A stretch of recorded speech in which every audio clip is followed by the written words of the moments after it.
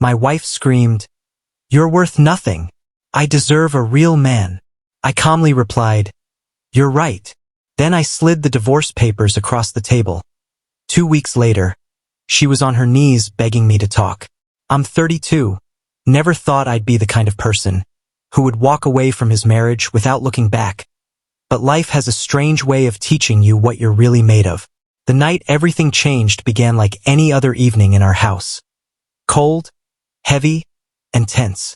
We'd been married for 7 long years, and somewhere in those years, the woman I once loved had slowly turned into a stranger who seemed to resent me for breathing.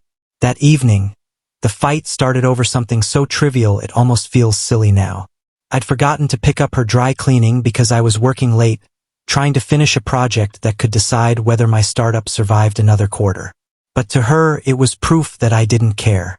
She stood there in the kitchen, face flushed, eyes burning, and unleashed a storm of words I'd heard too many times before.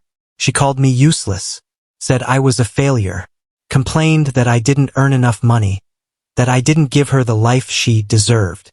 She compared me to her friends' husbands, the ones who bought fancy cars, designer jewelry, and lavish vacations. She claimed they were better, more successful, more attentive. Everything I apparently wasn't. Then she said the words that changed everything. "I deserve someone better than you." And in that moment, something inside me, something that had been bending, breaking quietly for years, finally snapped. But it wasn't anger. It was clarity.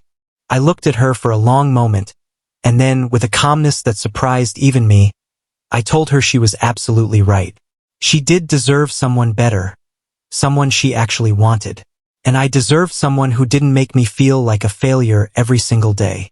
The look on her face was almost comical, a mixture of shock and confusion. She was expecting me to apologize like I always did, to beg, to promise to do better. But instead, I turned, walked to my study, and pulled out the envelope that had been sitting in my briefcase for 3 days. Divorce papers, already signed. When I handed them to her, she just stared at me as if she couldn't process what was happening. "My lawyer will be in touch," I said quietly. Then I walked upstairs, packed a small bag, and left for the hotel I'd already booked earlier that week. Behind me, her voice rose in disbelief and anger. She screamed that I was overreacting, that I'd lost my mind, that I was embarrassing her. But I didn't look back. The time for talking was over. I closed the door, and for the first time in years, the world felt quiet. The first week felt like a dream, or maybe a detox. I stayed at the hotel, working late into the night, pouring all my focus into my business. Funny how much energy you suddenly have when you're no longer walking on eggshells in your own home. My business partner noticed the change instantly. "Everything okay?" he asked one morning. I just gave him the short version, and he nodded. "Take the time you need," he said. It was the first time in months that someone spoke to me without judgment or contempt. On the 3rd day, my lawyer called. She'd received the papers and was furious. She wanted the house, half my business alimony, even things she'd never contributed to. My lawyer asked if I wanted to fight. I told him to offer her the house and a fair settlement, but the business was non-negotiable.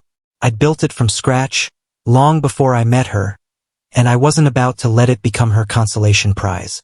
By the end of that week, I'd moved into a small furnished apartment downtown. It wasn't much, just a studio with plain walls and minimal furniture, but it was mine. The silence inside that place was golden. No criticism, no guilt, no passive-aggressive comments about money or success. Just peace. I ordered takeout, worked until midnight, and slept better than I had in years. She started calling by the end of that week. I ignored the first few calls, then the next dozen. Every message followed the same pattern. "We need to talk. You're being rash. Marriage is about working through problems." But the truth was, I'd been working through problems for years, alone. I deleted every message without finishing them. Week 2 brought a new twist. My lawyer called to inform me that she'd hired one of the most aggressive divorce attorneys in the city. They were preparing to fight dirty, digging into my finances, my business transactions, looking for anything they could twist against me. My lawyer sounded worried, but I told him to let them look. My books were clean. I had nothing to hide. What I didn't tell him was that I'd been preparing for this for a long time. I had recordings, screenshots, messages, every insult, every public humiliation, every cruel word she'd ever thrown my way. I'd started keeping records after the day she screamed at me during my mother's funeral reception, telling me I was embarrassing her by crying too much. That was the moment I knew the marriage was already dead, even if it took me another year to finally accept it. Around that time, my business partner and I landed the contract we'd been chasing for 6 months. A deal big enough to triple our revenue and cement our company's future. The irony didn't escape me. The same business she used to mock was now thriving, just as I was learning to breathe again. 10 days after I left, she showed up at my apartment. Security didn't let her upstairs, so she waited in the lobby until I came home. She looked so different. Gone were the designer dresses and perfect makeup. She wore jeans, a simple sweater, and her hair was pulled back. When I saw her, she said softly through the intercom, "Please, can we talk?" I told her calmly that anything she needed to say could go through our lawyers. She shook her head and said it wasn't about the divorce. "I just want to understand what happened to us." I told her there was nothing to understand. It was 7 years of her treating me like a burden. I was done being her emotional punching bag. Her eyes filled with tears. She said she never meant to hurt me, that she was just stressed and took it out on me. I asked her if she remembered the night she told her friends that marrying me was the biggest mistake of her life, while I sat right beside her. She fell silent. I told her to go home, and I walked away. The next day, her mother called. She was a kind woman, and I always respected her.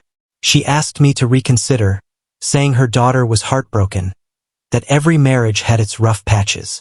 I explained as gently as I could that this wasn't a rough patch. It was years of emotional abuse that I'd finally found the strength to escape. She was quiet for a while before asking the question I knew was coming. "Is there someone else?" I told her no. There was no one else. I just wanted peace. A life where I didn't feel worthless anymore. But the calls didn't stop. By the end of the second week, her messages had turned into a mix of apologies and accusations. One minute she'd say she missed me. The next, she'd call me a coward for leaving. She even showed up outside my office once during lunch. I sent everything to my lawyer, who suggested a restraining order if it continued. I didn't want it to come to that, but I was ready to protect my peace at any cost. 3 weeks after I handed her the papers, life decided to throw another curveball my way. I was working late one evening, deep in my laptop screen, when my business partner walked in and said someone was waiting for me in the lobby. My heart sank instantly. I thought it was her again, maybe another attempt to confront me face to face. But when I stepped out, I was surprised to see her father standing there instead. A man I'd always respected, sharp, successful, and honest. He looked at me with a calm expression and said, "Can we talk somewhere private?" I nodded and led him to the small conference room near the office entrance. He didn't waste time with small talk. He said his daughter had told him her version of the story, that I'd suddenly left without explanation, leaving her broken and confused. But he'd been married long enough to know there were always two sides. He wanted to hear mine. I didn't sugarcoat anything. I told him everything, the constant criticism, the public humiliation, the way she'd spent years breaking me down bit by bit until I could barely recognize myself. I told him about the night of my mother's funeral when she yelled at me for crying, and about the dinner where she told her friends that marrying me was her biggest mistake. I even mentioned that I'd been keeping records of her words and actions for over a year, just to remind myself that I wasn't going crazy. As I spoke, his expression grew darker. By the time I finished, he just sat there in silence, processing everything. After a long pause, he finally spoke, his voice low. "I saw it," he said. "I noticed how she spoke to you at family dinners. I mentioned it to her mother once, but she told me I was overthinking it." He looked down for a moment, then back at me. I should have said something. I should have stepped in sooner. I shook my head and told him it wasn't his responsibility.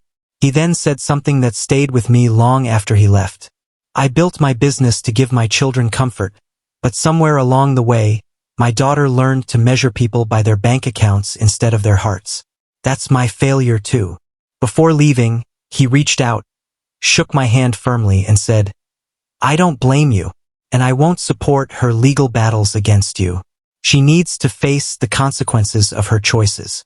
I hope you find peace. His words hit harder than he knew. It was the first time in years that someone from her side had validated my pain. That night, for the first time since leaving her, I slept peacefully without waking up in the middle of the night feeling guilty or angry. 2 weeks later, we had our mediation session. I arrived early, dressed in a suit, ready for whatever game her lawyer planned to play. She walked in late, eyes tired, shoulders slumped, and a look that told me she wasn't sleeping well either. Her lawyer, a sharp-tongued man known for his aggressive tactics, immediately started laying out their demands. The house, 60% of my business assets, 5 years of alimony, and half of my savings. It was ridiculous, an opening move meant to intimidate me. But I didn't flinch. My lawyer waited calmly before presenting our counteroffer. She could have the house, a fair cash settlement worth about 18 months of her salary, and that was it. No alimony, no share in my business, because we had no children and she had a good job of her own. Her lawyer scoffed, saying our offer was unrealistic.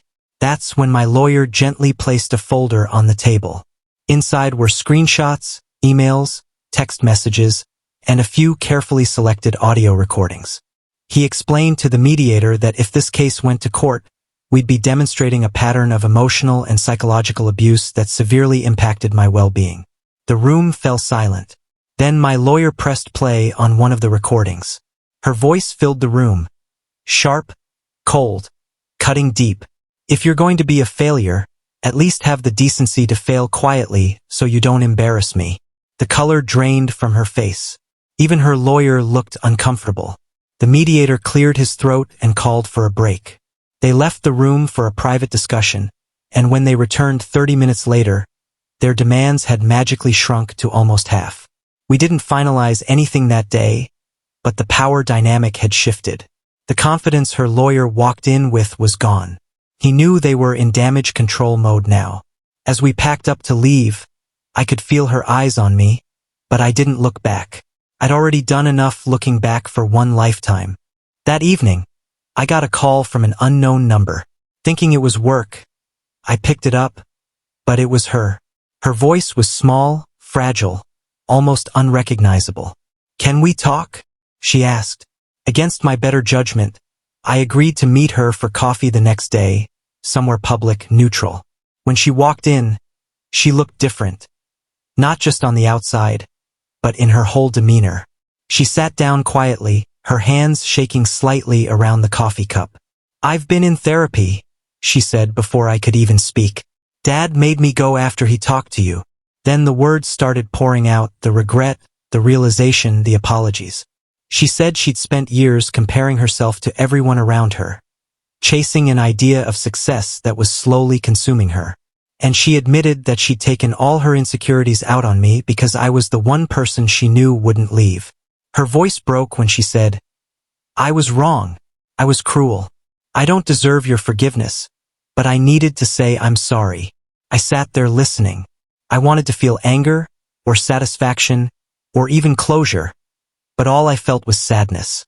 Sadness for the time we'd wasted. Sadness for the years of love that had turned into resentment. When she finally asked if there was any chance I'd consider couples therapy, I looked at her gently and said, "What we had isn't worth rebuilding. It's broken beyond repair." She started crying real, raw tears. I told her the kindest thing we could do for each other was to let go. 6 weeks after I left, the divorce was finalized. She took the house and the settlement we offered. I kept my business and my peace. Signing those final papers felt like a strange mix of relief and grief, like watching a chapter close that I'd been too scared to end. 7 years reduced to signatures and legal terms. But underneath the sadness, there was hope. Hope that maybe the rest of my life didn't have to feel like walking on broken glass. Work flourished. The big contract we'd landed opened doors to new opportunities. We started hiring staff, expanding, dreaming bigger. My business partner even joked, "Maybe divorce was your best business move." He laughed, but I didn't, because deep down it wasn't about the business. It was about finally reclaiming myself. 2 months later, I started seeing someone new. She was kind, grounded, and genuine. We took things slowly. Two people with scars, learning to trust again. She never compared, never criticized. She just listened, and that felt like a miracle. 3 months after the divorce was final, my ex reached out one last time. She'd moved to another state for work. She said she was still in therapy, trying to understand herself, trying to heal. She thanked me for walking away, said it was the kindest thing anyone had ever done for her, even if it didn't feel that way then. I wished her well, and this time, I meant it. There was no hatred left, no bitterness, just acceptance. Looking back now, I realized that the moment I handed her those divorce papers was the moment I started living again. She once told me I was useless, that she deserved better. And in a way, she was right. She did deserve better. But so did I. I deserved peace, respect, and love that didn't feel like a battle every day. Sometimes the best revenge isn't a grand gesture or a public victory. Sometimes it's quietly choosing yourself, building a life that feels like freedom and never looking back. I'm not the same man I was in that marriage. I'm stronger now, wiser. And if life ever tries to pull me back into a relationship that feels like that again, I'll have the courage to walk away sooner. Because now I know the real victory isn't staying and suffering. It's leaving and finally finding yourself. If you enjoyed this story, don't forget to like, subscribe, and share it. Because sometimes the bravest thing you can do is choose yourself.